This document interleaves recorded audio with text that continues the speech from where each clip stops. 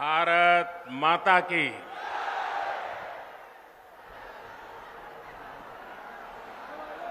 হুগলি নদীপুরো বাংলার জল জীবন ধারা এই দেবত্ব ভূমিতে এসে আমি বাবা তারকনাথ মহাপ্রভু জগন্নাথ দেবকে শত শত প্রণাম জানাই।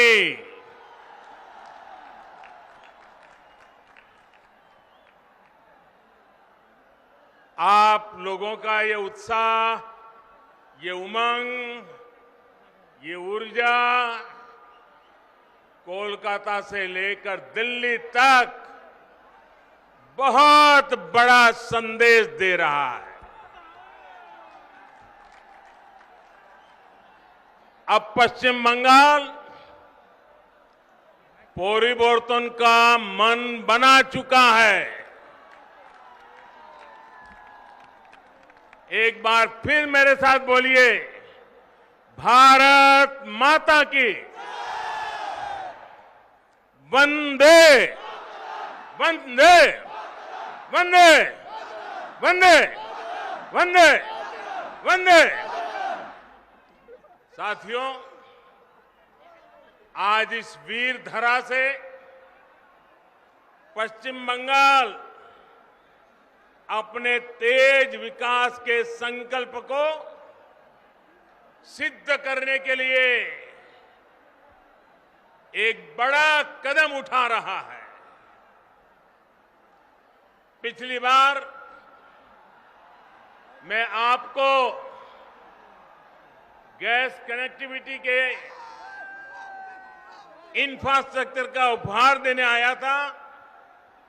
आज रेल और मेट्रो कनेक्टिविटी को मजबूत करने वाले महत्वपूर्ण काम शुरू हो रहे हैं।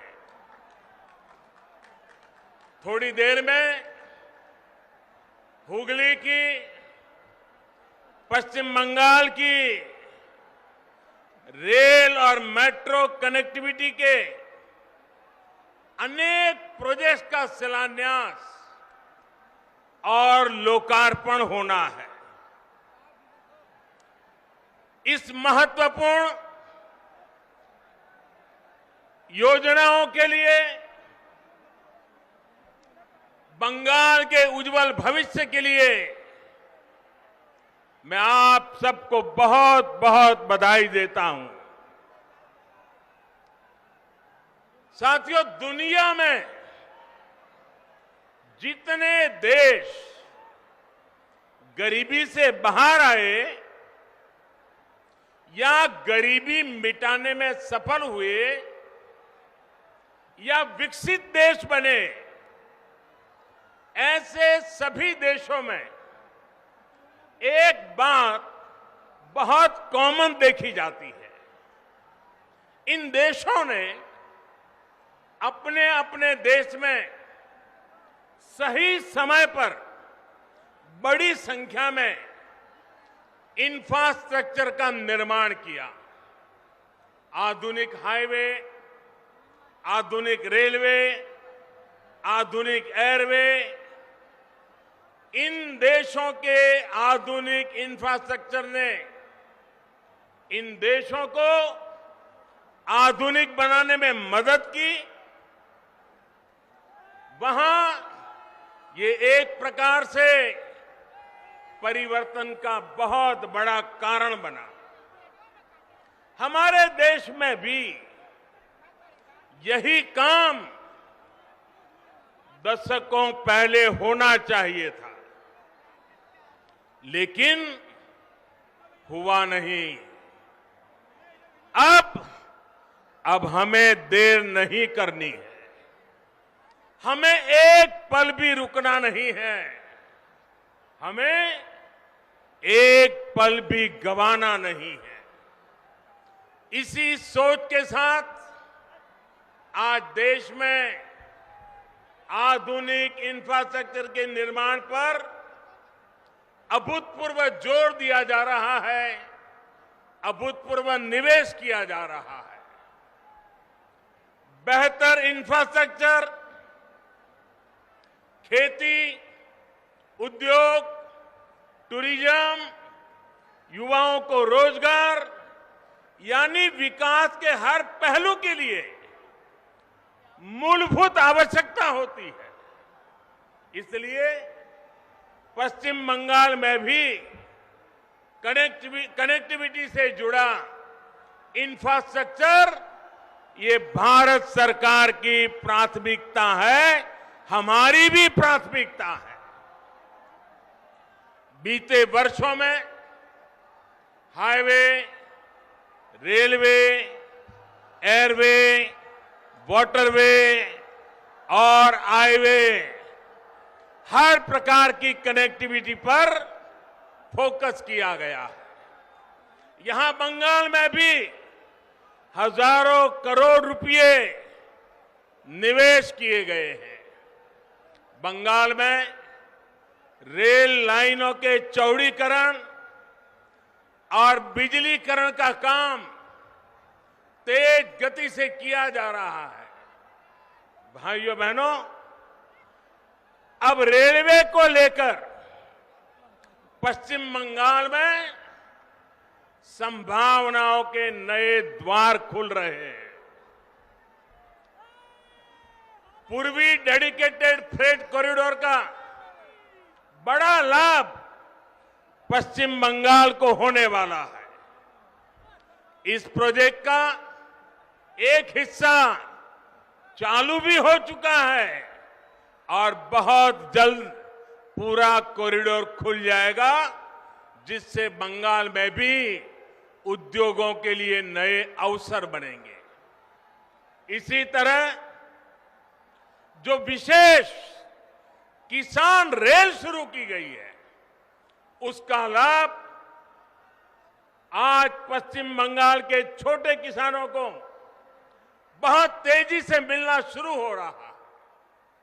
अभी हाल में ही देश की 100वीं किसान रेल महाराष्ट्र के संगोला से पश्चिम बंगाल के शालीमार तक चलाई गई। इससे यहां के फल, सब्जी, दूध और मछली से जुड़े छोटे किसानों को मुंबई, पुणे सहित देश के अनेक बड़े बाजारों तक सीधी पहुंच मिली है। भाइयों और बहनों, आज उत्तर 24 परगना, हावड़ा, हुगली जिलों के लाखों छात्र छात्राओं, कर्मचारियों, श्रमिकों के लिए भी बहुत बड़ा दिन है। नॉर्थ साउथ मेट्रो का नोआपाड़ा से दक्षिणेश्वर तक विस्तार होने से हर दिन इन जिलों के हजारों यात्रियों को सुविधा होने वाली है। अब आपको कोलकाता आने जाने के लिए आधुनिक और सुविधा संपन्न तेज पब्लिक ट्रांसपोर्ट मिल गया है।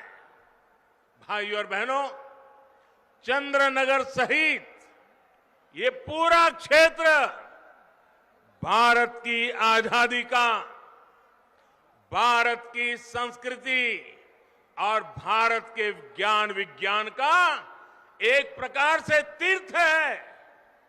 महर्षि अरबिंदो, मोतीलाल रॉय, रास बिहारी बोस, बिपिन बिहारी गांगुली, कन्हैयालाल दत्त, उपेंद्रनाथ बंदोपाध्याय,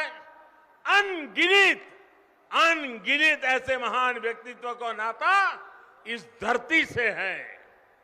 ये वो धरती है जिसने रामकृष्ण परमहंस जैसे महान संत हमें दिए।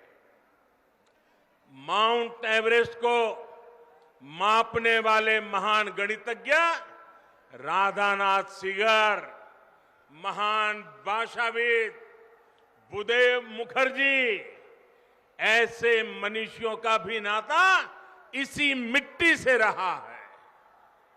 मुझे हैरानी है, इतने वर्षों में जितनी भी सरकारें यहां रही हैं, उन्होंने इस ऐतिहासिक क्षेत्र को, इस पूरे क्षेत्र को अपने हाल पर ही छोड़ दिया।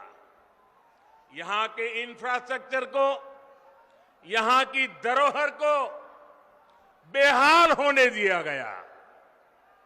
मुझे बताया गया है कि वंदे मातरम भवन, जहां बंकिम चंद्र जी 5 साल रहे, कहते हैं कि वो तो बहुत बुरी हालत में है। ये वो भवन है जहां उन्होंने वंदे मातरम की रचना को लेकर मंथन किया। वो वंदे मातरम जिसने आजादी की लड़ाई में नए प्राण फूके, हमारे क्रांतिवानों को नई ताकत दी, मातृभूमि को सुजलाम सुफलाम बनाने के लिए हर देशवासी को प्रेरित किया। वंदे मातरम सिर्फ इन 2 शब्दों ने गुलामी की निराशा में जी रहे देश को नई चेतना से भर दिया था। ऐसे अमर गान की रचना करने वाले के स्थान को न संभाल पाना बंगाल के गौरव के साथ बहुत बड़ा अन्याय है। और इस अन्याय के पीछे बहुत बड़ी राजनीति भी है। ये वो राजनीति है जो देशभक्ति के बजाय वोट बैंक, सबका विकास के बजाय तुष्टीकरण को बल देती है। आज यही राजनीति बंगाल में लोगों को मां दुर्गा की पूजा से रोकती है, उनके विसर्जन से रोकती है। बंगाल के लोग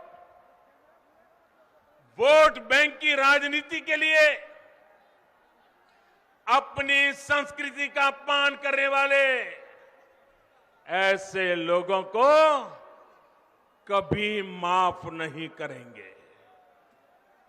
आज मैं बंगाल के लोगों को ये विश्वास दिलाता हूं, जब बंगाल में भाजपा की सरकार बनेगी तो हर बंगालवासी अपनी संस्कृति का गौरवगान पूरी ताकत और हिम्मत के साथ कर सकेगा। कोई उसे डरा नहीं पाएगा, कोई आपको दबा नहीं पाएगा। भाजपा उस सोनार बांग्ला के निर्माण के लिए एक काम करेगी जिसमें यहां का इतिहास, यहां की संस्कृति दिनों दिन और मजबूत होगी। ऐसा बंगाल जहां आस्था, अध्यात्म और उद्यम सबका सम्मान होगा। ऐसा बंगाल जहां विकास सभी का होगा, तुष्टीकरण किसी का नहीं होगा। ऐसा बंगाल जो टोलाबाजी से मुक्त होगा, रोजगार और स्वरोजगार से युक्त होगा। भाइयों और बहनों, आजादी से पहले बंगाल देश के अन्य राज्यों से बहुत आगे था, लेकिन जिन लोगों ने बंगाल पर राज किया, उन्होंने बंगाल को आज इस हालत में पहुंचा दिया। मां, माटी, मानुष की बात करने वाले लोग बंगाल के विकास के सामने दीवार बनकर के खड़े हो गए हैं। केंद्र सरकार किसानों और गरीबों के हक का पैसा सीधा उनके बैंक खाते में जमा करती है, जबकि बंगाल सरकार की योजनाओं का पैसा टीएमसी के टोलाबाजों की सहमति के बिना गरीब तक पहुंच ही नहीं पाता। यही वजह है कि गांव-गांव में टीएमसी के नेताओं की शान और शौकत बढ़ती जा रही है और सामान्य परिवार गरीब से गरीब होता जा रहा है। भाइयों और बहनों, बंगाल के लाखों किसान परिवारों को पीएम किसान सम्मान निधि का पैसा इसी मानसिकता के कारण नहीं मिल पाया है। उनके हक को यहां की सरकार में बैठे हुए लोगों ने छीन लिया है। बंगाल के लाखों गरीब परिवार आयुष्मान भारत योजना के तहत 5 लाख रुपए तक के मुफ्त इलाज की सुविधा से आज भी वंचित है। गरीब को सुविधा मिले, इन प्रयासों को कैसे यहां रोका जाता है, इसका एक और उदाहरण मैं आज बंगाल की धरती पर आपको देता हूं। देश के गांवों में हर घर तक पाइप से पानी पहुंचाने के लिए जल जीवन मिशन चल रहा है। प्रयास यह है कि हमारी बहनों, हमारी माताओं, हमारी बेटियों को पानी लाने में अपना समय और अपना श्रम न लगाना पड़े। प्रयास ये है कि हमारे बच्चों को प्रदूषित पानी से होने वाली अनेक बीमारियों से बचाया जा सके। बंगाल के लिए ये मिशन इसलिए ज्यादा जरूरी है क्योंकि यहां 1.5-2 करोड़ से अधिक ग्रामीण घरों में आप चौंक जाएंगे इन्होंने बंगाल की हालत क्या की है। 1.5-2 करोड़ ग्रामीण घरों और उसमें से सिर्फ देश भी आज सुनेगा तो चौंक जाएगा। 1.5 करोड़ 1.25-2 करोड़ घरों में से सिर्फ 2 लाख घरों में ही नल से जल की सुविधा है।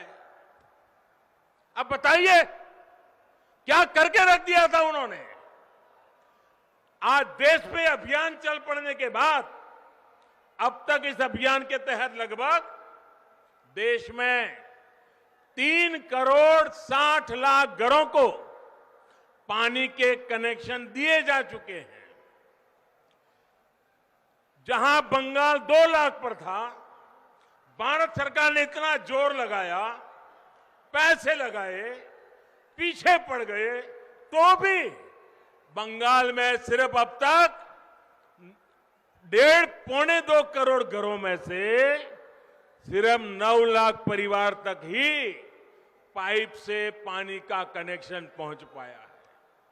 यहां की सरकार जिस रफ्तार से काम कर रही है और उस रफ्तार से तो पश्चिम बंगाल के हर गरीब के घर पाइप से जल पहुंचाने में पता नहीं कितने साल बीत जाएंगे। टीएमसी सरकार गरीबों के घर तक पानी पहुंचाने के लिए कितनी गंभीर है, इसका एक और उदाहरण आपको देता हूं। मैं आपसे पूछना चाहता हूं, क्या बंगाल के लोगों को पीने का शुद्ध पानी मिलना चाहिए कि नहीं मिलना चाहिए? जरा पूरी ताकत से बोलिए, पीने का पानी मिलना चाहिए कि नहीं मिलना चाहिए? गांवों में भी मिलना चाहिए कि नहीं मिलना चाहिए? गरीब से गरीब को भी मिलना चाहिए कि नहीं मिलना चाहिए? ये आपका हक है कि नहीं है? यहां की सरकार ने काम करना चाहिए कि नहीं करना चाहिए? लेकिन हुआ क्या? हर घर जल पहुंचाने के लिए भारत सरकार ने, दिल्ली सरकार ने 1700 करोड़ रुपए से ज्यादा 1700 करोड़ रुपए से ज्यादा रकम ये टीएमसी सरकार को दी। लेकिन इसमें से सिर्फ 609 करोड़ रुपए ही यहां की सरकार ने खर्च किया है। बाकी 1100 करोड़ रुपया यहां की सरकार दबा करके बैठ गई है। सर, ये दिखाता है कि टीएमसी सरकार को गरीब की, पश्चिम बंगाल की बहनों बेटियों की जरा भी परवाह नहीं है। दोस्तों, क्या जो पानी के लिए तरस रही है वो बंगाल की बेटी है कि नहीं है? वो बंगाल की बेटी है कि नहीं है? बंगाल की बेटी को पानी मिलना चाहिए कि नहीं मिलना चाहिए? बंगाल की बेटी के साथ अन्याय करने वाले लोग, क्या उनको माफ किया जा सकता है? भाइयों और बहनों, पश्चिम बंगाल में भाजपा की सरकार सिर्फ सत्ता में परिवर्तन के लिए नहीं, बल्कि आसोल परिवर्तन के लिए बनानी है। आसोल परिवर्तन, बल्कि यहां कमल खिलाना इसलिए जरूरी है ताकि पश्चिम बंगाल की स्थिति में वो आसोल परिवर्तन आ सके जिसकी उम्मीद में आज हमारा नौजवान जी रहा है। ये हुगली अपने आप में बहुत बड़ा उदाहरण है कि बीते दशकों की अव्यवस्था ने पश्चिम बंगाल को किस हाल में पहुंचा दिया है। हुगली जिला तो भारत में उद्योगों का एक प्रकार से हब था। हुगली के दोनों किनारों पर जूट इंडस्ट्री थी, आयरन और स्टील मशीनों के बड़े बड़े कारखाने थे, बड़े पैमाने पर यहां से निर्यात होता था।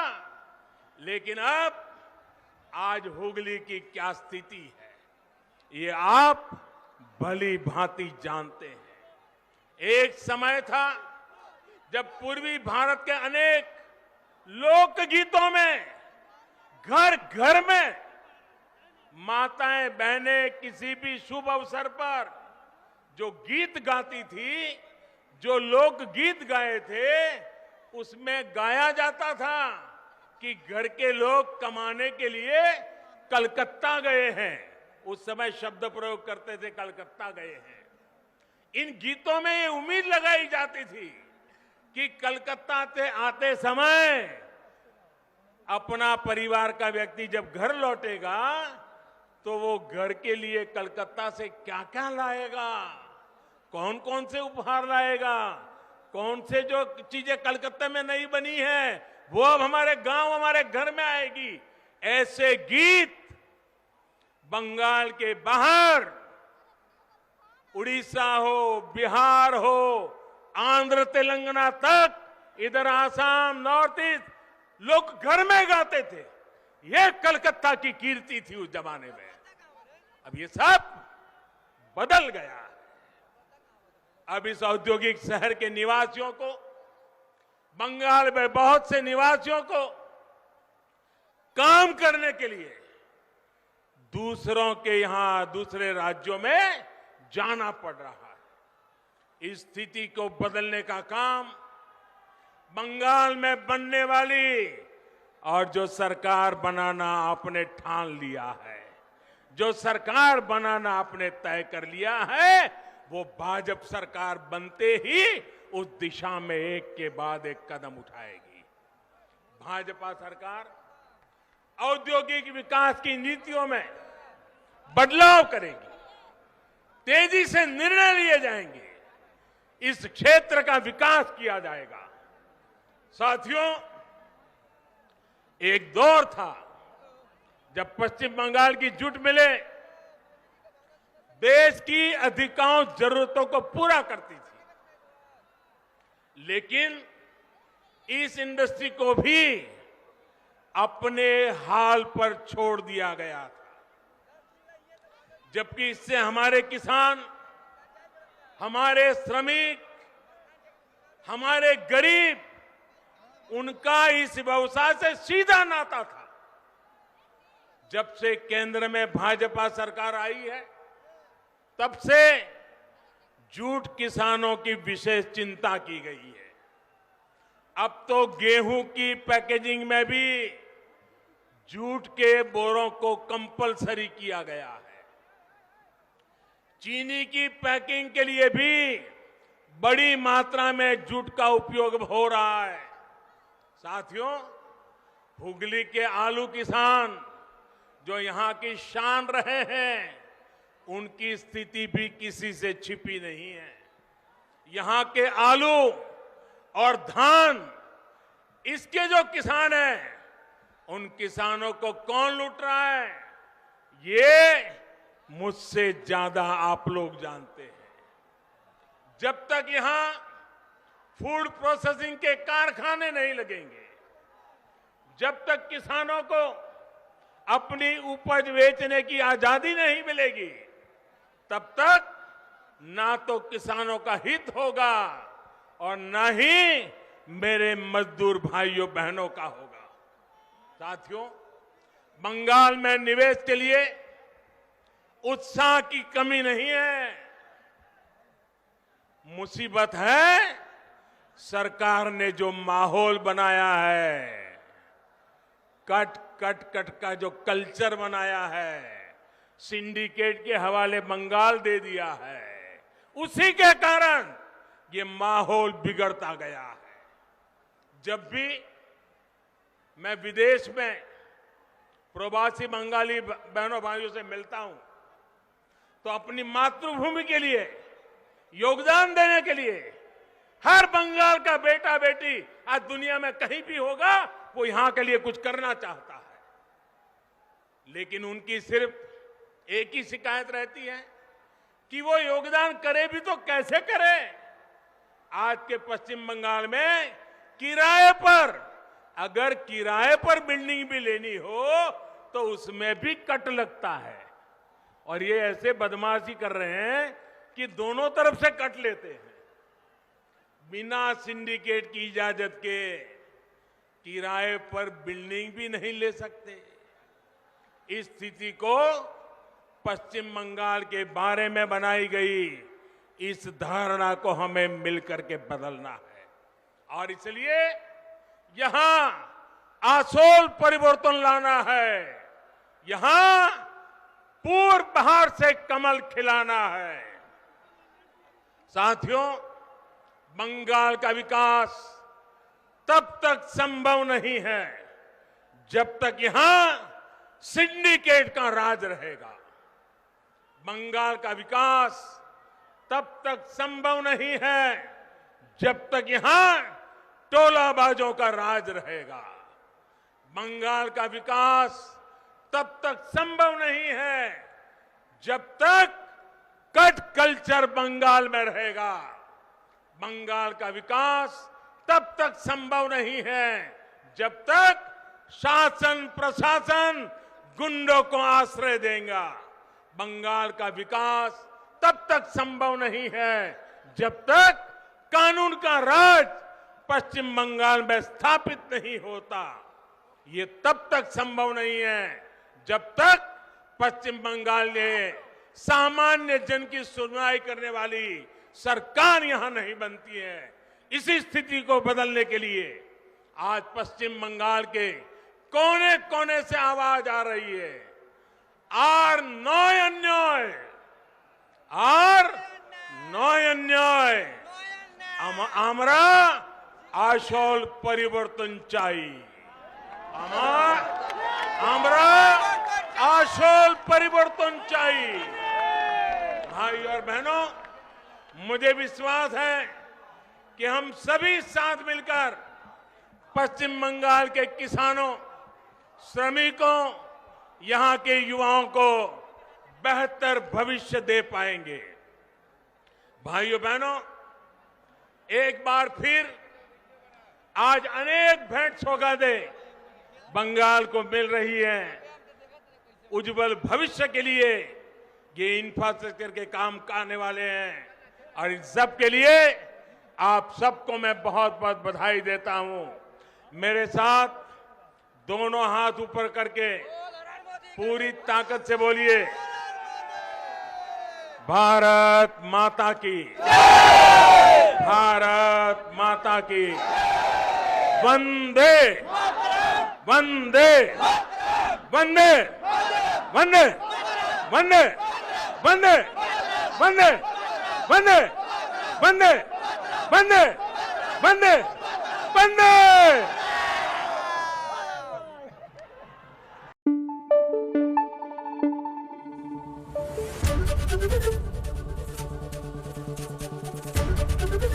एबीपी न्यूज आपको रखे आगे।